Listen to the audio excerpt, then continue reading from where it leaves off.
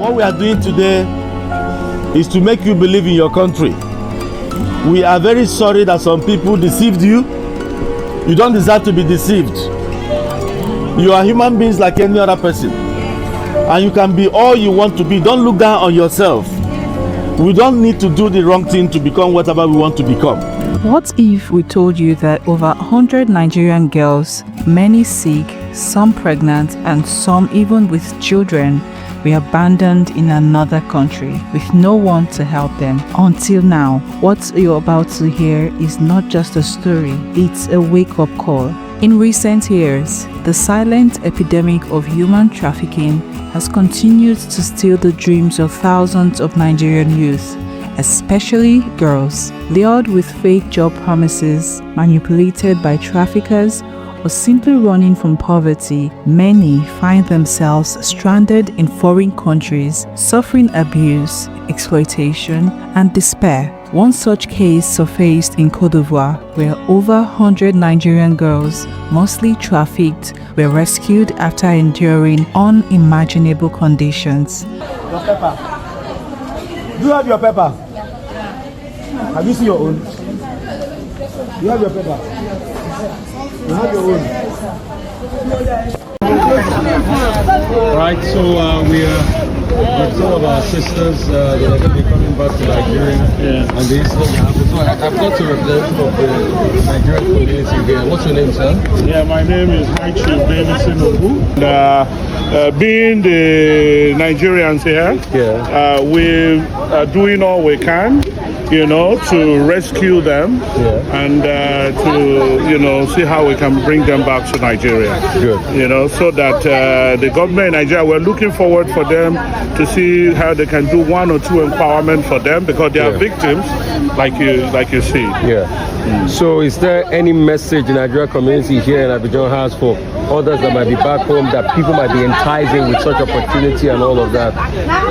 The truth is that a lot of them have been lured by hyper-pay job, and there's nothing like hyper-pay job anywhere. Even in America, Europe, nothing like hyper-pay job. People will tell you, come, you work in a restaurant, they'll pay you $5,000. It doesn't exist anywhere. So what we are telling our young girls and young boys, they should be very, very mindful of who they go with. Most of these girls were actually kidnapped, adopted from schools, like some of them are crying there. They didn't even know how they get here. They never knew they were coming to this place. So they were deceived. So that's the situation. We are also parents should also educate their parents, and the government too. They need to do more. If Nigeria was what we expected of it, many of these girls will not come here. They're actually suffering. Look at them. Many of them are very sick. You see one or two of them are pregnant already. Yeah, many are pregnant. Some are even having children.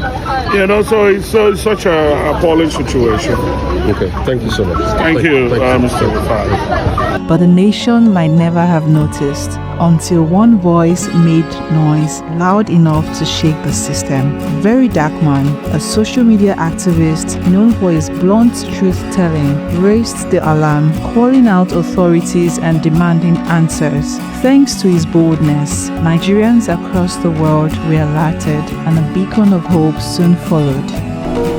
So we are bringing you back to rehabilitate you and reintegrate you into the Nigerian society. We can have a president in any of you. Don't look down on yourself. You can be a governor tomorrow. You can be anything you want to be. We don't need to sell our bodies to do anything. May God continue to bless all of you and bless our nation. My fellow Nigerians, how are you? You're welcome back to our country. The joy of the president of this country that you're back today. And President Tinubu is very, very happy. Nigeria belongs to you. Yes, this is your father. We are welcoming you. We are going to give you the treatment, the good treatment you deserve. Nobody is going to arrest you. The country is for you. It's because we care for you. That's why we came for you. And I'm very sure the government will do something for you all. Don't lose hope in your nation. As you're going out there, federal government officials are waiting for you to welcome you, not to arrest you. They will give you, take care of you, and encourage you, and make you believe in your nation, Nigeria. There's no other country we have. This is the best place to be. Forget everything. We have our difficulties, but every country has its own difficulties. Like I said before, do not look down on yourself. Believe in yourself, you can be anything you want to be. God bless you. Alan Onyema, chairman of Air Peace, answered the call without hesitation. He volunteered his aircraft, staff, and resources to fly these vulnerable girls back free of charge. No questions asked about whether they were Igbo, Yoruba, or Hausa. To him, they were Nigerians. That's all that mattered. In a country fragmented by tribalism, one Nigerian said, "This gesture reminded us that we are first and foremost Nigerians." And he was right. This moment, raw, emotional, and real, was not just a rescue. It was a reminder of what unity, empathy, and responsible leadership look like. Some of these girls were sick, some were pregnant, some carried babies born in a foreign land. And yet, for the very first time in a long while, they were home, back where they belonged.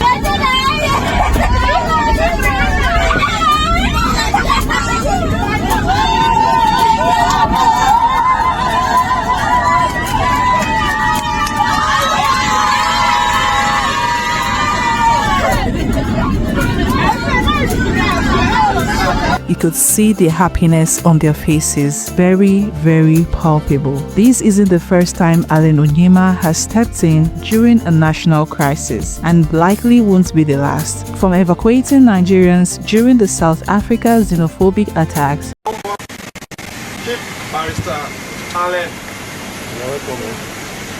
Onyema. Presently and luckily for us, we have him here to address.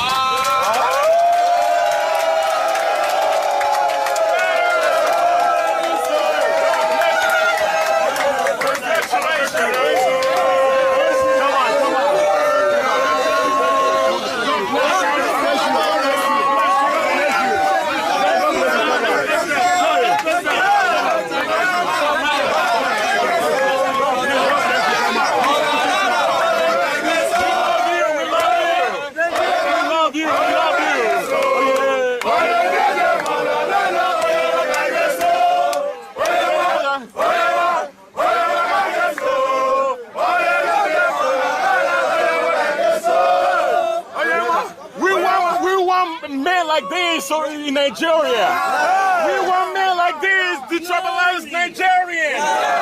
They'll have the soul of the people in his heart. Yes, sir. God bless him. We will support him. Whatever he does.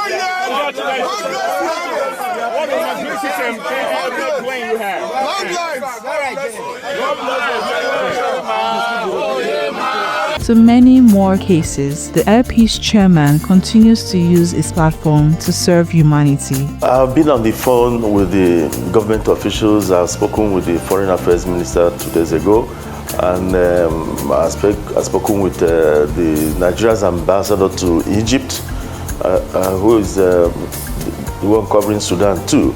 I've spoken with them, and this morning I was on phone to the DG of NEMA, the National Emergency Authority or something. I've spoken with him, and we are planning to deploy on Friday. I wanted to do it today if possible, but I was told it will take 2 days before they get to Egypt from Sudan by road. Last night they told me the buses had left, but it will take 2 days. I wanted to deploy this night.